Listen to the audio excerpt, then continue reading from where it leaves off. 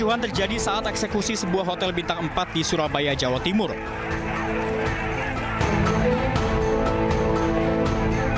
Sekelompok orang dari pihak termohon mengadang petugas jurusita dari Pengadilan Negeri Surabaya. Mereka melarang petugas masuk ke dalam hotel untuk melakukan pengosongan. Aksi saling dorong tak terhindarkan antara jurusita, polisi, dan sekelompok massa yang menghalangi proses eksekusi. Petugas jurusita terpaksa memecahkan pintu kaca hotel untuk bisa masuk ke dalam hotel.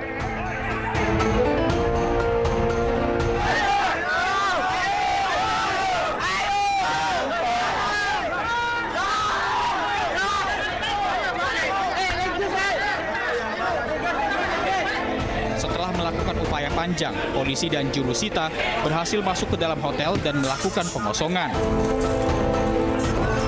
Menurut pemenang lelang, pihak hotel gagal bayar selama beberapa tahun terakhir. Sementara pihak hotel meminta proses hukum yang sedang berjalan dihormati dengan menunda eksekusi. Berdasarkan penetapan Pengadilan Negeri Surabaya, pemenang lelang berhak atas bangunan hotel bintang 4 ini serta lahan seluas 8.000 meter persegi.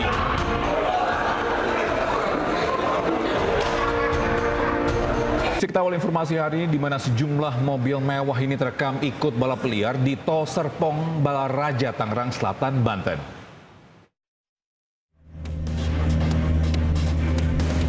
Inilah video viral aksi balap liar yang dilakukan dua mobil mewah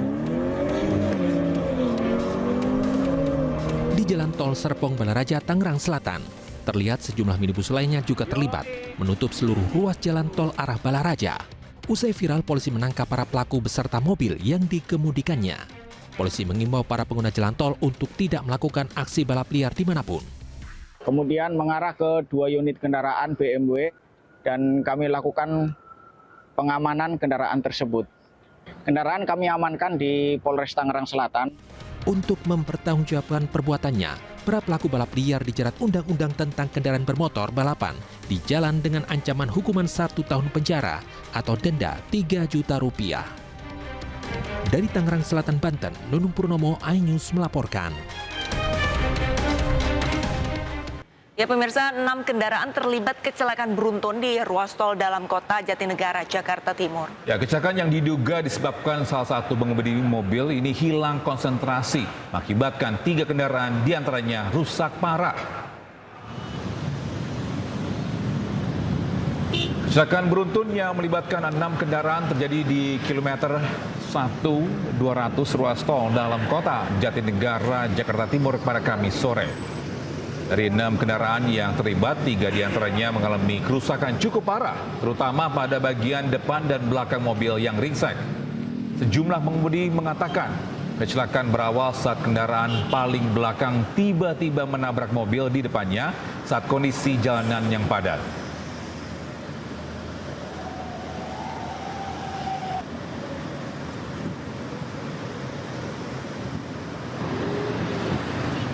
Sementara itu, seorang oknum polisi mengancam akan menembak seorang karyawan toko di Kota Tebing Tinggi, Sumatera Utara. Videonya pun viral di media sosial dan kini sang oknum polisi tengah diperiksa Propam. Mana kau? Mana bang? Tanya, kalau tamu tanya kok dia marah. Viral di media sosial, seorang pria tengah marah-marah ke salah seorang karyawan di sebuah toko di Kota Tebing Tinggi Senin 16 Desember kemarin saat hendak membeli lampu Natal. Bahkan pria tersebut sempat mengancam akan menembak sang karyawan. Iya, Bapak bilang mau nembak siapa, Cok? Coba ulang sekali lagi. Ulang sekali lagi, Cok. Situ bilang mau tembak siapa, Cok? Coba ngomong lagi. Ngomong, hey. Sebelum keluar dari toko, pemilik usaha yang tengah merekam peristiwa itu menanyakan maksud perkataan ancaman dari sang pria. Akibat peristiwa itu, pelaku yang merupakan seorang oknum polisi yang bertugas di Polres Serdang Bedagai kini tengah diperiksa Propam di Polres tempatnya bertugas. Dapat kami jelaskan bahwa anggota polisi tersebut saat ini sudah dalam pemeriksaan dan pengawasan oleh Propam Polres Serdang Bedagai. Sehubungan personil polisi tersebut bertugas di Polres Serdang Bedagai. Diketahui sebelumnya pelaku marah-marah kepada karyawan toko karena pelaku meminta KTP sang karyawan. Namun hal tersebut ditolak. Dari Kota Tebing Tinggi, Sumatera Utara, Sani Hasibuan, iNews melaporkan. Bisa Polda Kalteng ini membeberkan kronologis kasus pencurian dengan kekerasan yang diduga dilakukan Brigadir AKS oknum anggota Polres Palangkaraya, Kalimantan Tengah dalam menjalankan aksinya. Ini Brigadir AKS dibantu H, saksi kunci yang kini turut ditetapkan sebagai tersangka.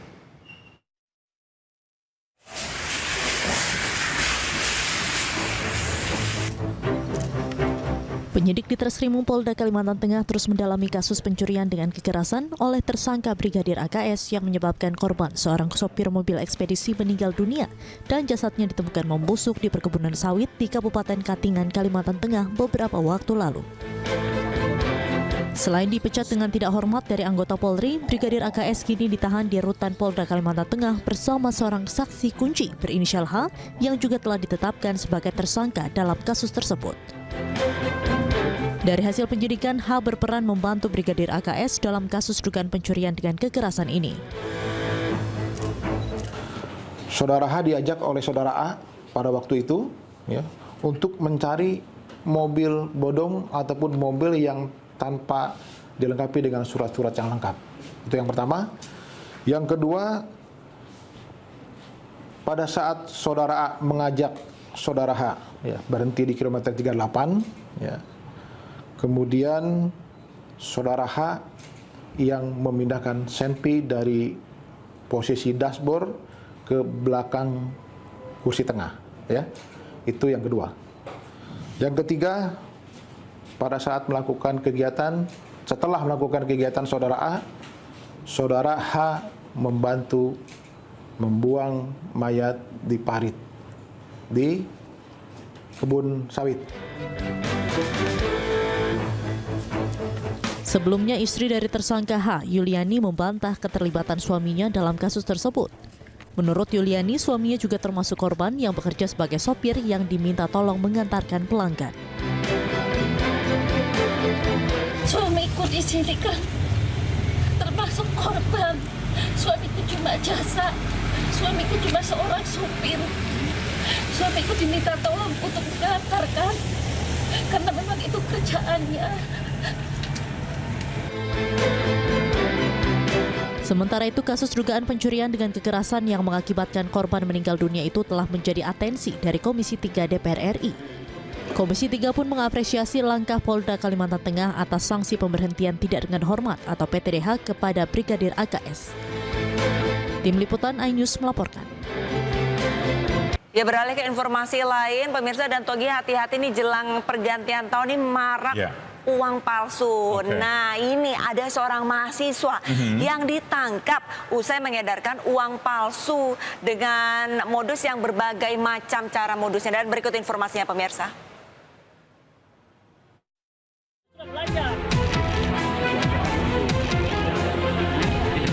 Inilah detik-detik penangkapan pelaku pengedar uang palsu di Desa Ambololi, Kabupaten Konawe Selatan, Sulawesi Tenggara.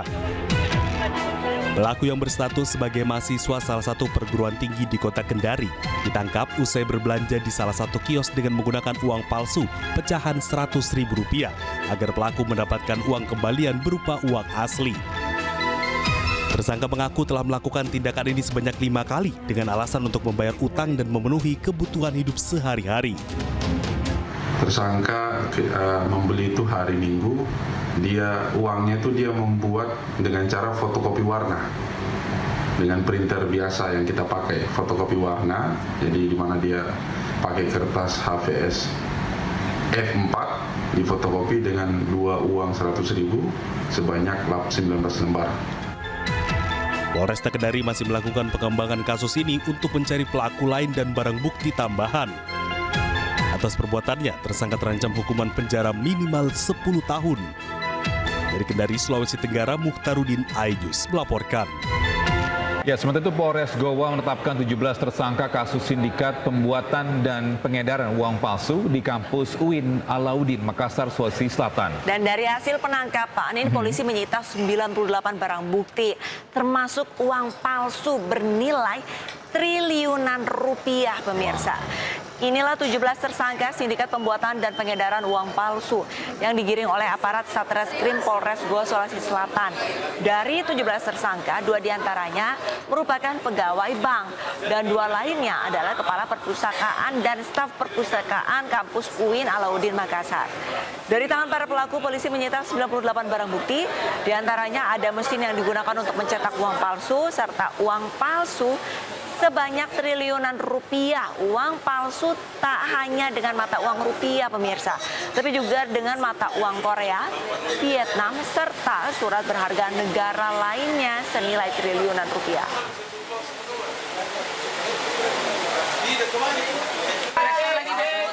Yang telah melakukan transaksi ada di belakang orang. Saudara melakukan transaksi dengan saudara HI untuk melakukan jual beli uang palsu. Nah, ini uang palsu ini perbandingannya 1:2. Jadi 1 asli, 2 uang palsu. Terus kemudian transaksi ini juga melalui beberapa tersangka yang lain. Jadi mereka di belakang ini 17 orang ini perannya berbeda-beda. Ada juga yang DPO juga, tapi kebetulan untuk aristonya yang dari hasil keterangan mereka ini DPO ini akan kita tangkap juga. Dan yang cukup menarik, ada juga barang bukti yang nilainya triliun mata uang rupiah emisi 2016 sebanyak 4.554 lembar, yaitu uang 100.000, pecahan 100.000. Kemudian mata uang emisi 99 sebanyak 6 lembar 100.000. Kemudian juga ada 234 lembar, nanti bisa kita lihat di depan ya jenisnya. Ini pecahan 100.000 dan belum terpotong. Jadi ada yang bentuk lembaran, nanti dipotong-potong. Kemudian mata uang Korea 1 lembar sebesar 5.000 won. Ada mata uang Vietnam sebanyak 111 lembar sebanyak 500 dong. Dan ada mata uang rupiah 2 lembar dengan pecahan 1.000 emisi tahun 64. Kemudian juga ada mata uang 100.000 emisi 2016 sebanyak 234 lembar. Nah, ini ada yang menarik juga. Nanti perlu kita minta penjelasan ke Pak KPI apakah betul atau tidak. Dan yang cukup menarik, ada juga barang bukti yang nilainya triliun, nilainya 45 triliun.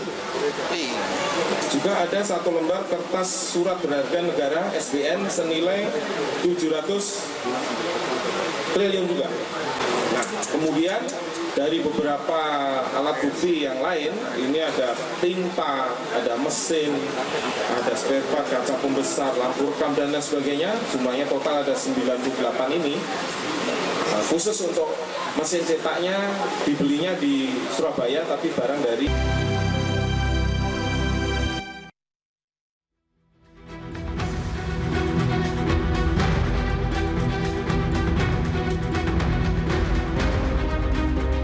UMKM menjadi salah satu tulang punggung ekonomi nasional. Pemerintah pun terus berusaha memberikan keringanan bagi UMKM guna mendorong UMKM yang mandiri. Menteri Usaha Mikro, Kecil dan Menengah UMKM, Maman Abdurrahman menyatakan bahwa dari besaran insentif PPN di tahun 2025, mayoritas akan diberikan untuk sektor UMKM. Memberikan beberapa paket insentif kebijakan. Yang pertama di sektor UMKM itu pemberian insentif PPh final terhadap UMKM sebesar 0,5% yang berlaku selama 7 tahun.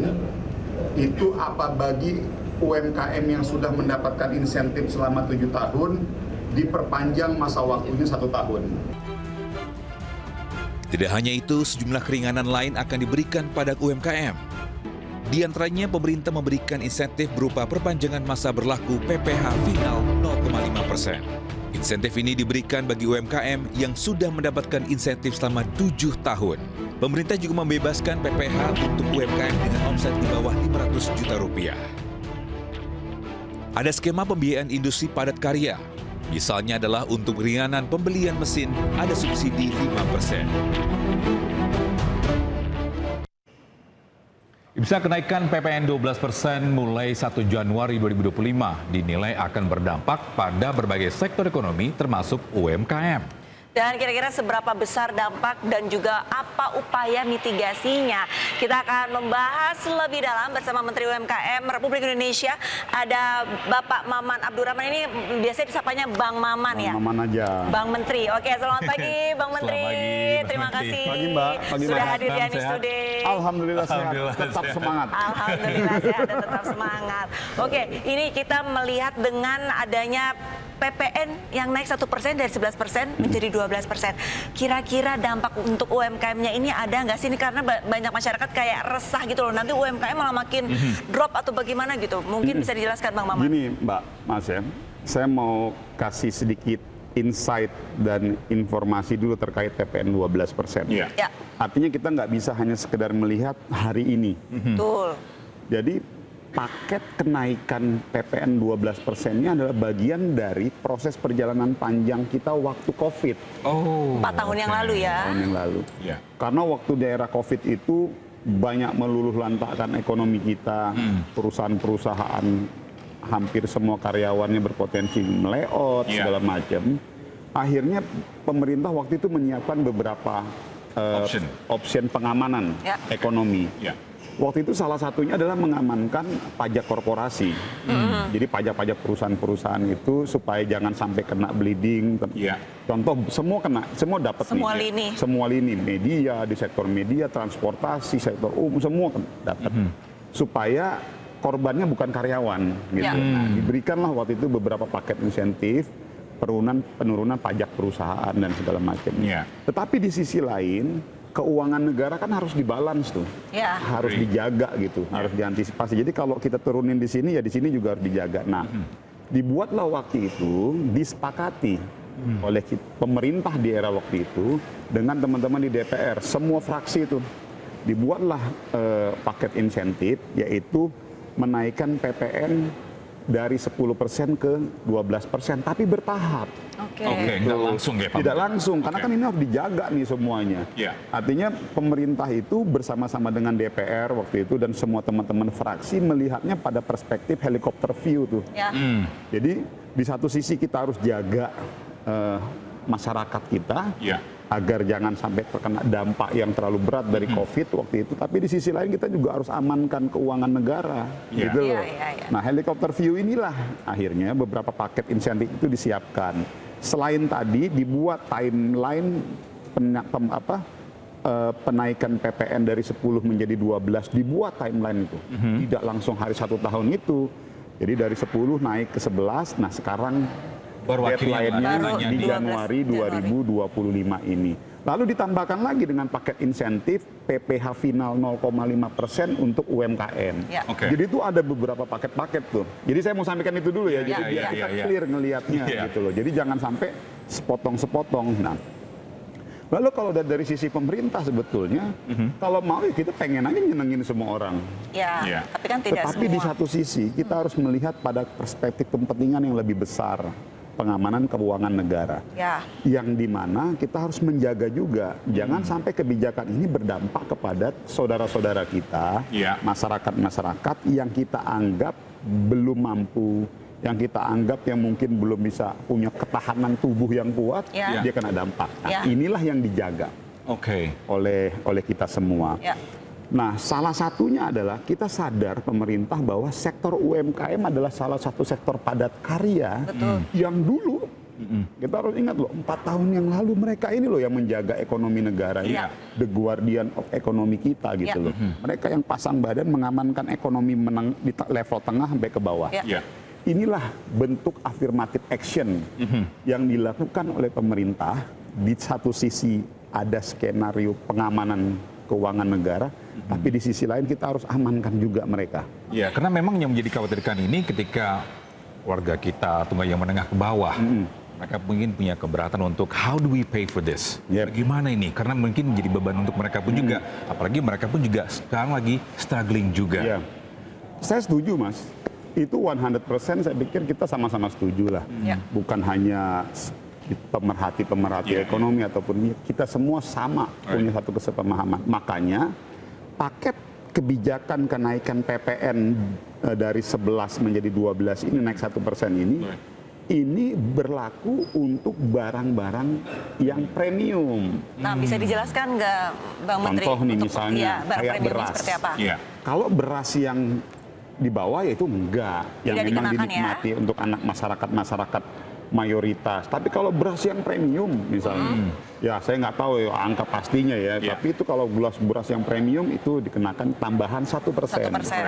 Lalu kalau misal kayak daging misalnya. Daging sapi itu kan ada yang daging sapi yang dikonsumsi yang lokal, yang untuk warteg, makanan-makanan sehari-hari masyarakat kan rata-rata nggak pakai wagyu tuh. Nggak mungkin dong masyarakat di pelosok di kampung-kampung makan wagyu, makan daging wagyu kan gitu kan. Yang wagyu tambahin 1%. Jadi hal-hal yang kayak gitu. Jadi kita harus luruskan nih. Lalu kalau misalnya pertanyaannya, lalu ada yang kena dampak tuh. Misalnya di daerah tertentu kok naik, itu kita proses tuh. Laporan aja kepada aparat penegak hukum. Karena kita pastikan secara aturan yang dinaikkan itu adalah barang-barang yang premium. Gitu. Jadi clear loh, ini message-nya clear. Jadi jangan sampai publik juga diadu-adu ataupun didistorsi dengan opini yang akhirnya salah gitu loh. Karena Bang Menteri ini mau tahu juga nih terkait dengan barang-barang premium juga. Apakah masyarakat pun juga bisa mengetahui apa sih kategorinya? Karena jangan sampai nanti simpang siur, karena kemarin sempat ada informasi terkait dengan ada barang-barang kebutuhan pokok juga. Tadi kan sempat sampaikan juga tadi cost lainnya mungkin daging-daging yang premium ini dikenakan. Apakah mungkin entah telur atau enggak mungkin let's say apakah ada kemungkinan untuk naik? Saya pikir sederhana ya, pada saat kita menyebutkan barang-barang premium, semua pasti nalarnya udah bisa nangkep lah. Kayak telur itu kan sesuatu yang dikonsumsi oleh masyarakat banyak ya. Tetapi ya kita tahu juga, ada juga tuh kan telur yang entah kelas omega, entah apa itu kan, itu kan ya telur-telur yang secara spesifikasi khusus, yang ya itu sih saya yakin juga semua bisa ngerti lah gitu. Artinya diversifikasi barang yang kita tahu pasti yang masuk dalam kategori premium ya itu akan dikonsumsi oleh orang-orang yang menengah ke atas lah gitu loh. Jadi kalau dari sisi itu sebetulnya makanya saya makasih nih oleh iNews difasilitasi kita bisa jelasin kayak gini biar ini lurus nih gitu loh. Gitu loh. Jadi seperti itu sih. Jadi dan sampai saat ini terus kayak transportasi. Itu transportasi umum nggak ada yang naik. Tidak ada kenaikan ya? Iya, transportasi umum yang jasa transportasi umum yang mengena kepada hajat hidup orang banyak nggak ada yang naik, nggak ada. Sementara itu Bang Menteri, ini antisipasi dari Kementerian UMKM untuk menjaga masa depan UMKM ini ke depannya seperti apa? Ini bagus banget nih Mbak. Saya memulai dari satu kata pembinaan dan pemberdayaan, dengan tanpa mengesampingkan prinsip keadilan. Jadi gini, kita tuh dari 7 tahun yang lalu pemerintah itu punya konsep pemberdayaan UMKM, di mana kita ingin memberikan kesempatan kepada UMKM startup ataupun UMKM yang baru itu tidak langsung diberikan beban pajak. Jadi akhirnya ada kebijakan yang dikeluarkan oleh pemerintah selama 7 tahun yang kita sebut insentif PPh 0,5% itu loh. Jadi semua pengusaha-pengusaha dan penggiat-penggiat UMKM itu diberikan insentif pajak 0,5% dari total penjualannya. Contoh pertanyaannya Bang Maman berapa? Gitu. Jadi yang penjualannya dalam 1 tahun di 4,8 M, tahun ya. Satu tahun 4,8 M itu diberikan insentif PPh final 0,5% loh. 0,5% itu hampir nothing loh. Itu yang penjualan. Tetapi bagi yang penjualannya di bawah 500 juta dalam 1 tahun, 500 juta tuh kalau kita bayangkan itu dapatlah itu kayak pada warung-warung kelontong segala. Itu nggak ada itu jadi jangan sampai, jadi 500 juta per tahun itu tidak sama sekali kena. Tidak dikenakan. PPh 0%. Oke. 0%. Itu diberikan kesempatan selama 7 tahun. Pelonggaran lah ya. Pelonggaran. Nah, dengan harapan selama 7 tahun itu kita punya keyakinan mereka pasti sudah mulai pelan-pelan tumbuh. Jadi tidak diberikan beban itu oleh kita. Nah, dengan harapan setelah itu mereka sudah mulai bisa mandiri. Gitu loh, sudah mulai bisa mandiri dan mereka mulai bisa memilih. Oke. Apakah tadi tetap berlanjut dengan sebetulnya dalam 2 tahun, 3 tahun kalau memang mereka sudah merasa mandiri, mereka boleh memilih tetap menggunakan PPh final 0,5% dari gross atau mereka dari net. Jadi ikut mekanisme konvensional seperti biasa. Itu mereka boleh milih sebetulnya. Boleh memilih justru boleh. si pihak UMKM. Tetapi memang kita menyadari Mbak bahwa saudara-saudara kita yang di UMKM kan ada yang memang butuh tambahan pelatihan tentang ilmu perhitungan perpajakan itu kan memang ngejelimet banget. Jangankan mereka, kita aja pusing gitu loh. Nah, itu diberikan. Nah, ini dikasih tambahan 1 tahun. Jadi bagi saudara-saudara kita yang sudah mendapatkan insentif 7 tahun, selama 7 tahun itu sampai akhir Desember ada ini masih 1 kita tahun. perpanjang lagi 1 tahun. Berarti 2025. Nah, namun apabila masih ada yang baru ikut 2 tahun, tetap diberikan sampai 5 tahun. Oke. Gitu loh. Jadi ini bisa. Jadi they have an option. Iya, dari mereka. Jadi gini, kan ada juga tuh pengusaha-pengusaha UMKM yang mungkin dia baru ikut 3 tahun, baru ikut 4 tahun. Nah, yang baru ikut 3 tahun, mereka masih punya kesempatan 4 tahun ke depan. Yang baru ikut 4 tahun, mereka masih punya kesempatan 3 tahun ke depan. Artinya apa? Ada prinsip keadilan yang kita berikan kepada semua penggiat-penggiat UMKM ataupun dan juga pengusaha-pengusaha UMKM mendapatkan kesempatan yang sama bahwa insentif ini diberikan 7 tahun lamanya. Ada kriteria tertentu nggak sih untuk mereka bisa mendapatkan? Kriterianya hanya dihitung dari penjualan aja. Yang 4,8 miliar 4,8 M per tahun, lalu yang di bawah 500 juta free. 0% ya PPh-nya ya. Dan ini pada saat saya cek responnya positif karena memang gini Mas, pada saat saya jadi menteri, kan saya baru 2 bulan nih. Aspirasinya ini, feedbacknya, ini aspirasi yang memang diharapkan oleh semua pengusaha-pengusaha UMKM. Mereka minta perpanjangan. Gitu. Dan bagi mereka yang tadi baru ikut 3 tahun, ya jangan dong Pak Menteri sampai Desember ini, tolong dong kita. Jadi aspirasi itu kita respon. Baik. Dan alhamdulillah kita penuhi. Berarti untuk responnya yang mengenai PPh final 0,5% untuk UMKM yang jangka pendapatannya setahun itu 4,8 miliar itu direspon dengan baik. Lalu juga dari Kementerian UMKM ini juga memberikan pembinaan. Nah, untuk pembinaan digitalisasi, nah ini seperti apa nih dari UMKM-nya sendiri? Apakah mereka sudah mulai melek teknologi atau justru masih ada beberapa UMKM yang harus terus dibina sama Kementerian UMKM? Mereka mungkin harus ikut pelatihan juga. Nah, jadi gini Mas. Nah ini kalau tadi kita bicara tentang digitalisasi, inilah memang sebetulnya challenging kita. Tantangan saya sebagai Menteri UMKM, dan saya harus berani menyampaikan ke publik apa adanya bahwa memang sampai hari ini kita belum beradaptasi secara 100% dengan tantangan digitalisasi ini. Nah, maka dari itu kami dari Kementerian UMKM mempersiapkan untuk membangun yang namanya super apps UMKM. Jadi yang akan kita sebut nanti namanya Sapa UMKM. Oke, nama aplikasinya? Nama super apps-nya. Apa ini Sapa UMKM? Jadi gini, kita ini sekarang Mas sudah punya data 17 juta pengusaha UMKM di seluruh Indonesia. Namun data itu sifatnya masih statik. Artinya gini, sensus ekonomi yang kita ambil 2 tahun yang lalu terhadap satu CV misalnya, CV angin ribut. 2 tahun yang lalu, pertanyaannya, apakah kita mau tahu apakah CV itu masih hidup, sudah tumbuh besar, atau stagnan?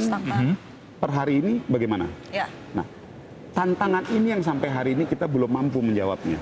Nah, inilah yang lagi mau coba kita lakukan, sebuah terobosan dengan memanfaatkan teknologi digital dan teknologi IT, yaitu kita akan membangun namanya super apps untuk mengkonversi data yang kita miliki yang sifatnya statis ini menjadi dynamic. Yang dimana setiap hari itu kita bisa updating terus. Bisa dipantau? Iya. Ini yang lagi mau kita lakukan.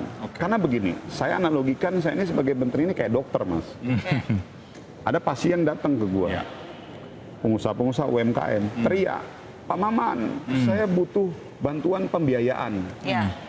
Setelah kita diagnosa, ternyata bukan pembiayaan yang dibutuhkan oleh dia, tapi pelatihan. Nah, begitu juga sebaliknya, ada yang teriak ke saya, Pak Maman, saya butuh bantuan pelatihan.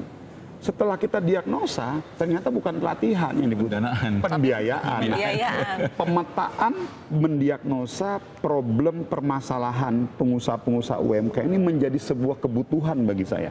Hari ini bagi Kementerian UMKM dalam rangka untuk bisa betul-betul tahu dan menyelesaikan problematika secara holistik terhadap permasalahan sektor UMKM kita. Kalau misalkan memang bisa dipantau setiap hari, berarti dengan kata lain adalah dari pihak UMKM ini sendiri harus menginput datanya ke super apps itu nantinya? Nanti ada sistemnya, ada teknologinya yang sedang kita rumuskan dan persiapkan. Logikanya begini, Mbak. Saya pakai mentwist mindset aja. Selama ini saya analogikan, mohon maaf, saya analogikan pengusaha-pengusaha UMKM ini seperti semut. Selama ini kita datengin tuh semut-semut tuh.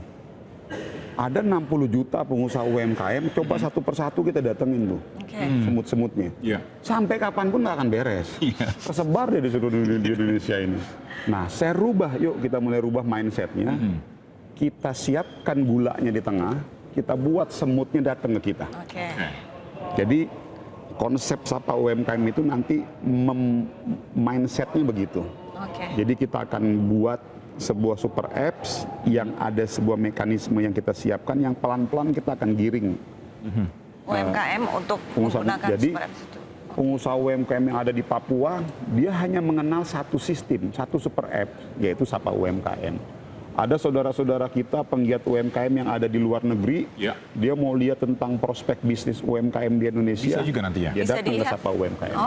Karena ada UMKM bisnis intelijen nanti di situ, di mana ada mesin AI dan mesin learning yang akan bekerja terus setiap hari mengupdating dan bekerja, memverifikasi semua data yang ada. Oke, baik. Bang Maman, pertanyaan terakhir ini kira-kira tantangan UMKM ke depan dan bagaimana solusinya nih, Bang Maman? Oke, ini good question nih Mbak. Ini sebetulnya at the end saya ini mau ke situ. Saya sederhana aja, saya bilang ke Pak Presiden, Pak, bagi saya kalau saya sudah menjalankan 2 tugas ini, saya merasa saya sudah berhasil. Apa itu? Yang pertama adalah membangun tadi super apps agar kita bisa memetakan. Tadi itu kalau itu berhasil 50% kerja kita udah beres. Lalu yang kedua, di era Pak, waktu saya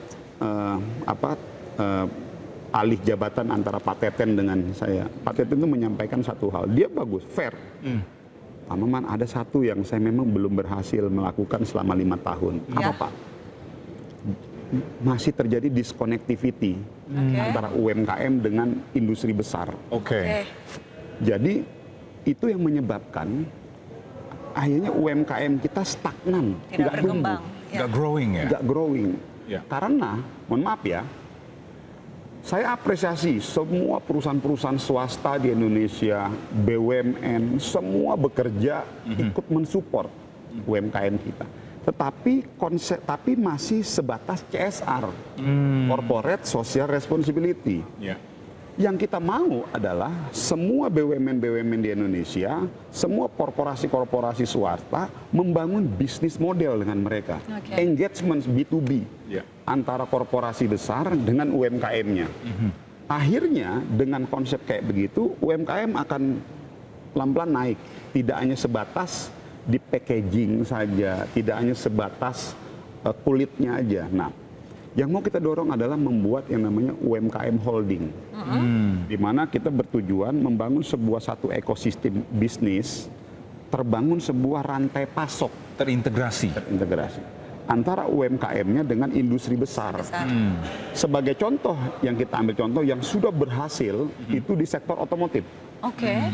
Manufaktur mobil, manufaktur motor, itu dia melibatkan tuh UMKM di bawah tuh. Suku cadangnya ya? Oh, ada yang supply spare part inilah, itu, segala macam. Akhirnya terbangun satu ekosistem yang sehat.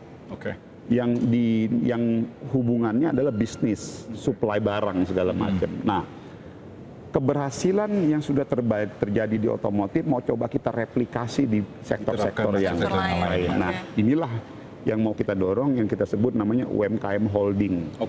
Jadi kita akan konsolidasikan kurang lebih 2.000 sampai 3.000 UMKM di seluruh Indonesia. Kita jadikan satu holding, satu sektor usaha, bisnis plan-nya kita seragamkan, pembiayaannya kita inikan, pelatihannya ini kita supporting alat segala macam. Jadi akhirnya ekosistem bergerak.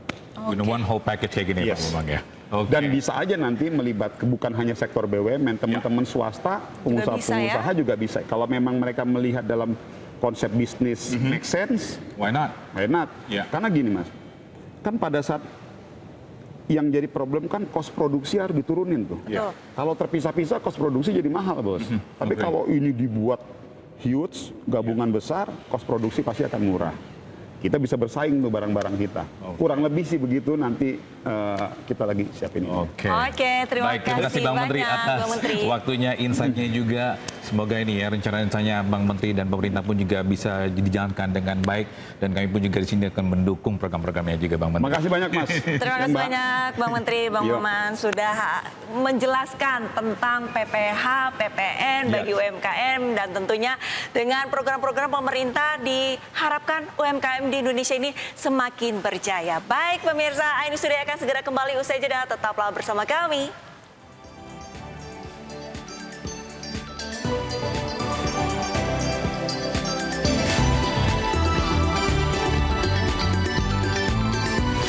Bersama kami di Ainu Today, pemirsa, 6 petugas terluka akibat truk damkar menabrak pohon di Kelapa II, Kabupaten Tangerang, Banten. Diduga kecelakaan akibat menghindari tabrakan dengan minibus.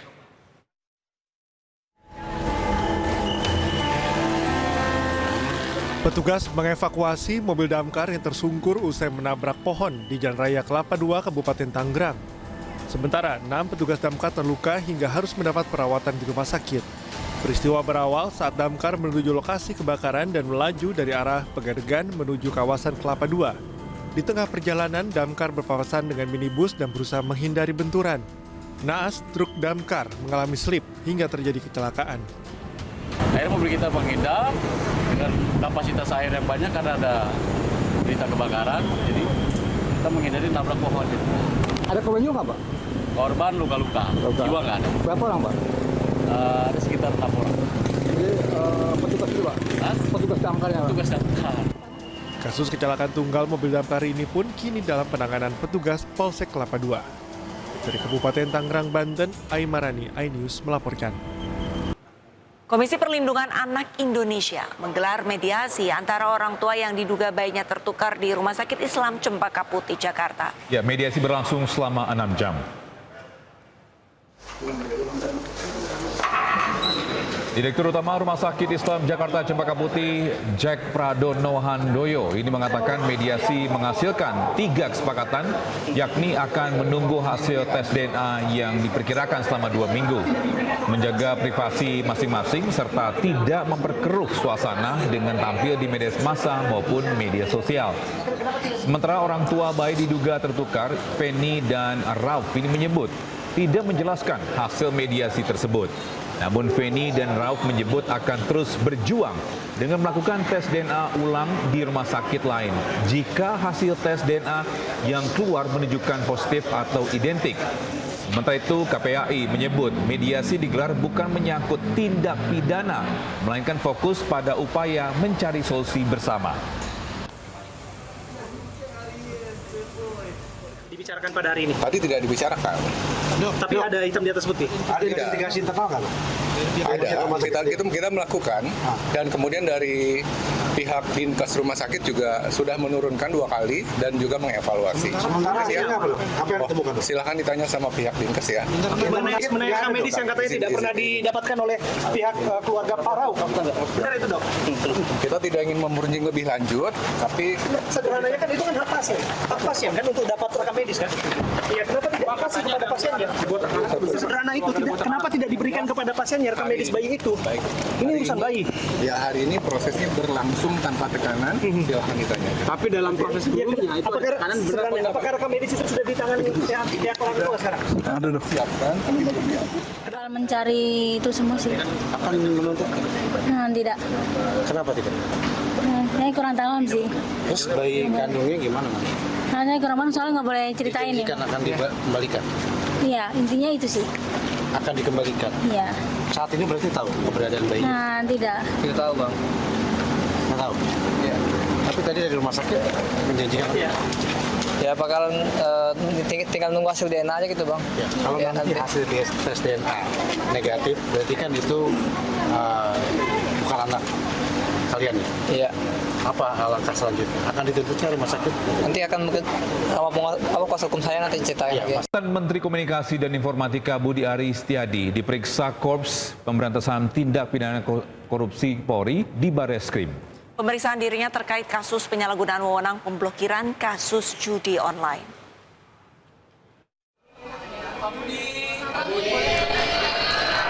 Budi Ari diperiksa selama 2 jam namun enggan menjawab terkait beberapa pertanyaan yang diajukan penyidik kepadanya. Budi mengatakan ia wajib membantu polisi dalam memberantas kasus judi online di lingkungan Kementerian Komunikasi dan Digital.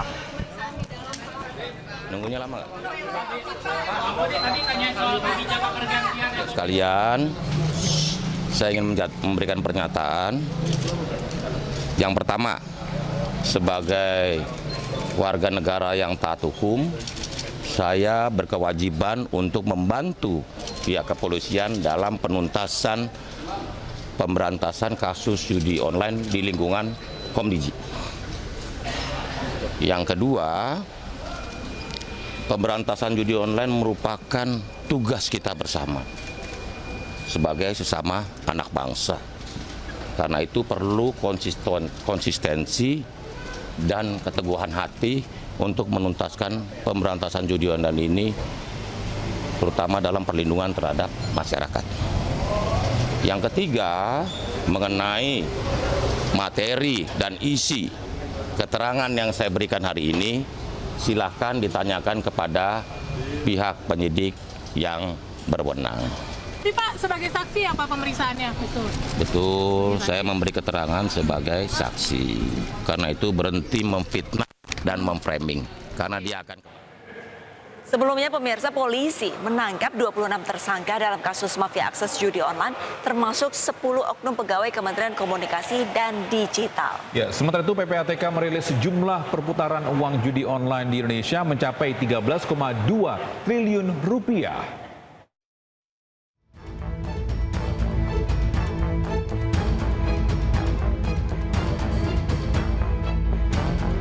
Kasus mafia akses judi online di Indonesia yang melibatkan pegawai Kementerian Komunikasi dan Digital terus diusut. Polisi telah menangkap total 26 tersangka.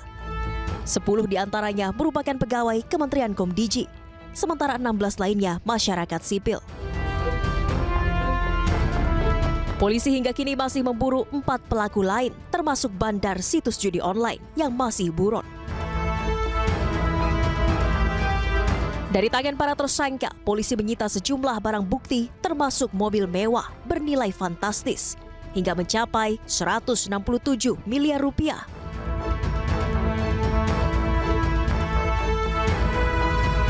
Kasus mafia akses judi online turut menyeret nama ex-Menteri Komunikasi dan Informatika Budi Ari Setiadi. Ia digadang-gadang mengetahui terkait praktik judi online yang dilakukan oknum pegawai kementerian yang pernah dipimpinnya.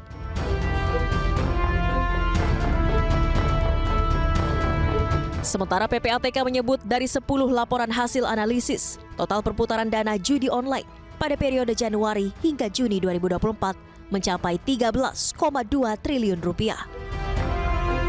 Salah satu penyebab transaksi judi online semakin meningkat lantaran nominal deposito untuk judi online semakin terjangkau bagi masyarakat bawah. Dimulai dari Rp10.000. Dan market juga sangat captive di Indonesia. Jika kita melihat kecenderungan pelaku transaksi itu semakin banyak, masyarakat yang terkait itu sudah semakin banyak dan transaksinya semakin kecil. Jadi kalau dulu orang melakukan judi online transaksinya angkanya juta-juta, sekarang hanya bisa 10.000, kita sudah bisa melihat ada setoran 10.000 untuk judo dan segala macam. Itulah yang membuat transaksi semakin masif. Hingga kini pihak kepolisian masih berkoordinasi dengan lembaga dan kementerian terkait untuk melakukan pengembangan dan menangkap pelaku lain yang terlibat dalam kasus mafia akses judi online. Tim Liputan iNews. Ya pemirsa, Presiden Prabowo Subianto menghadiri KTT D8 yang digelar di Kairo, Mesir. Ya, di KTT ini Prabowo menerima tongkat estafet sebagai Ketua KTT D8 pada 2026 hingga 2027 mendatang. Dan berikut laporan Salam Rahmat dari Kairo, Mesir. Pemirsa, Presiden Prabowo Subianto dijadwalkan menghadiri KTT D8 atau Developing Age, Forum Kerjasama Ekonomi 8 Negara Berkembang dengan mayoritas penduduk beragama Muslim. Salah satu agenda dalam pertemuan tersebut nantinya akan dilakukan serah terima jabatan atau tongkat estafet dari Mesir kepada pemerintah Indonesia yang akan menjadi tuan rumah pada tahun 2026 hingga 2027 mendatang.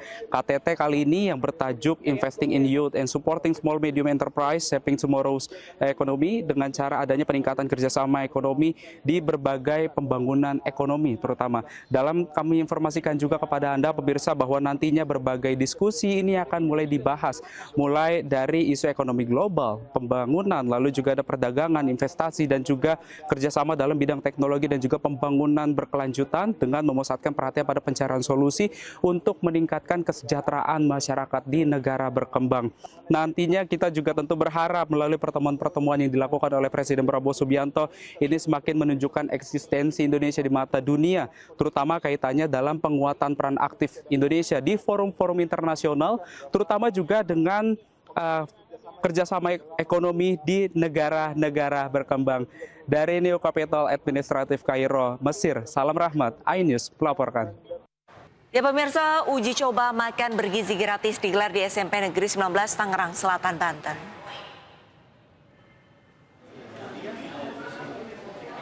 Setiap siswa mendapatkan paket berisi nasi, sayuran ayam, buah, dan susu cair kemasan. Uniknya dalam uji coba makan bergizi gratis ini, sejumlah siswa meminta agar porsi makanannya ditambah lebih banyak lagi. Tak hanya itu, mereka juga berharap menu lauknya nantinya bervariasi agar tidak bosan. Diketahui pemerintah Tangerang Selatan, Banten menyediakan anggaran di tahun 2025 untuk program makan bergizi gratis sebesar Rp139 miliar.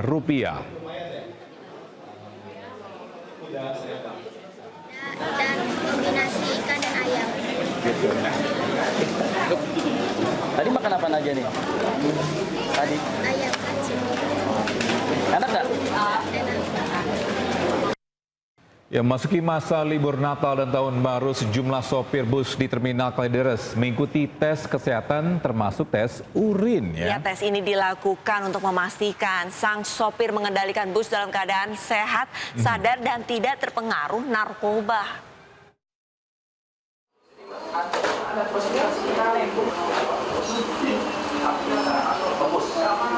Menjelang masa libur Natal dan Tahun Baru, sejumlah sopir di Terminal Bus Kalideres menjalani tes kesehatan dan tes urin untuk memastikan sopir mengemudikan bus dalam keadaan sehat dan tidak membahayakan penumpang.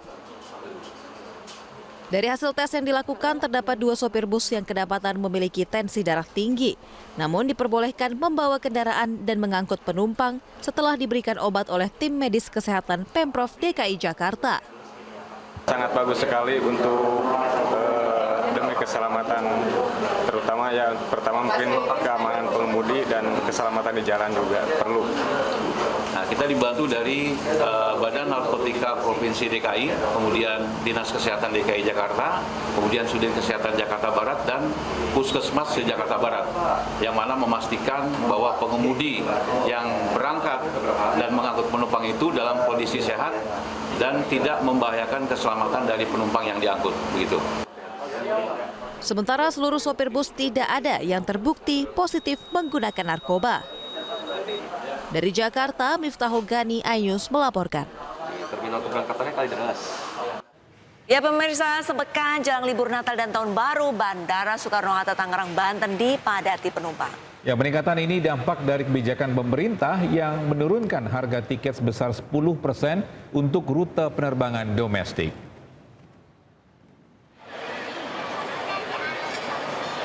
Pengelola bandara mencatat tren kenaikan jumlah penumpang mulai terjadi sejak Kamis kemarin. Diprediksi sebanyak 169.000 penumpang atau naik 25% jika dibandingkan hari biasa. Para penumpang umumnya memanfaatkan libur Natal dan libur sekolah untuk pergi berlibur atau pulang ke kampung halaman bersama keluarga. Jumlah pergerakan penumpang sudah meningkat sejak 2 hari lalu dan diperkirakan akan terus naik seiring mendekati libur Natal dan Tahun Baru. Kebijakan pemerintah yang menurunkan harga 10% pada tiket pesawat dan 50% tarif pelayanan jasa penumpang berlaku 19 Desember hingga 3 Januari 2025. Diperkirakan puncak arus mudik Natal dan Tahun Baru terjadi 21 Desember dengan jumlah penumpang pesawat diperkirakan mencapai 185.000 orang. Mengalami peningkatan. Hari ini kami prediksi sekitar 169.000 penumpang yang akan datang dan pergi melalui Bandara Soekarno-Hatta. Dan tentunya antusias ini tak lepas dari program pemerintah, yaitu salah satunya penurunan dari harga tiket itu sendiri. Dan kami mendukung program tersebut dengan. Sementara itu jelang libur Natal dan Tahun Baru, Pelabuhan Merak saat ini mulai terpantau padat. Ribuan kendaraan mulai memadati kantong-kantong parkir yang sudah disediakan oleh pihak ASDP.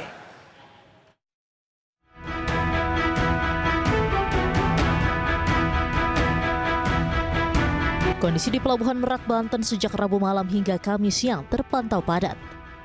Kendaraan truk, bus, dan kendaraan pribadi tampak memasuki kantong-kantong parkir yang sudah disediakan oleh pihak PT ASDP Pelabuhan Merak. Agar tidak terjadi penumpukan di Pelabuhan Merak, Banten, PT ASDP telah menyiapkan kantong parkir di dalam pelabuhan berkapasitas daya tampung lebih dari 6.000 kendaraan.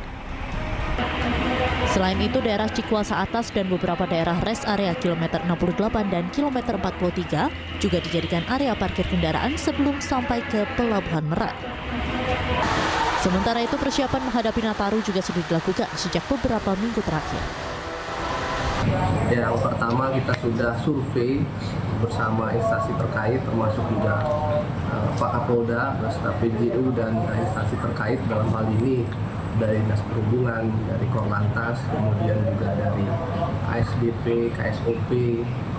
Kita melakukan pengecekan minggu lalu untuk kesiapan sarana prasarana di 3 pelabuhan yang ada di Merak.